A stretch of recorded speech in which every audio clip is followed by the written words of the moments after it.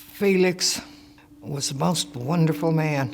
He was very kind, very loving. We were married for 58 years. Felix was not afraid of hard work. Felix would dig ditches. He would do anything that he had to make a living for himself and for us. He was determined to do what he needed to do for his family. This is one of the worst illnesses, I think, that there is. Dementia with Alzheimer's. He had a stroke here at the hospital at Shannon, and after that, that's what really did him in. He started getting forgetful with the little things, how to work his tools, remembering names, getting confused.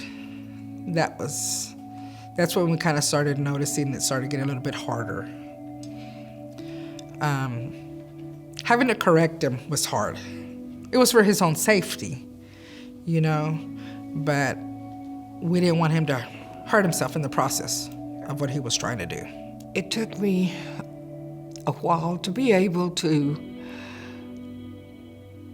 realize that I really needed hospice. I was afraid. You hear different things from different people, and I was afraid to call hospice. But I can tell y'all right now, that was the best decision I ever made for himself and for myself.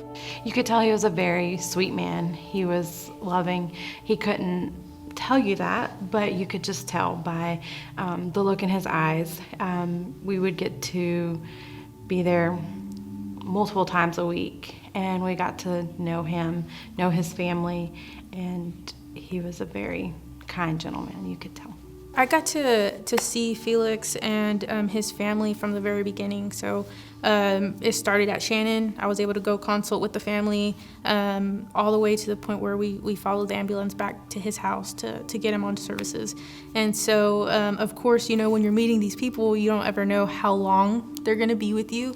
And it's just so important from that very beginning to try to get to know not only him, but the family as well, whether that means the traditions they have, the dynamics they have, good, bad, whatever it may be. And I was not aware that we would be in for the long haul, but I'm so very glad that we did because he was a fighter.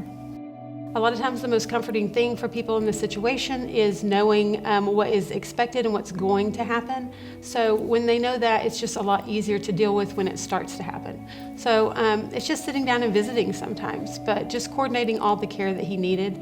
And this family really received every discipline that can be used from our service. Bereavement begins on admission, so we are paying attention to the patient and the family bereavement needs as soon as someone's admitted. We provide bereavement services to the patient and the family while our patient is alive, while we're serving that family. And then we also provide bereavement services as long as the family needs it, but at least for 13 months following the patient's death. But I think they sent the best crew that they could possibly get to take care of Felix. They took care of Felix on his time, on his terms. To this day, they still treat us like family.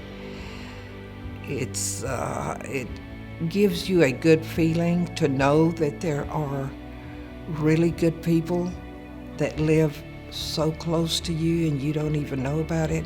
But when you need them, they're there. When you need them, they're there, and I needed them, let me tell you. It's a good feeling to know that there's so many good people still in this world.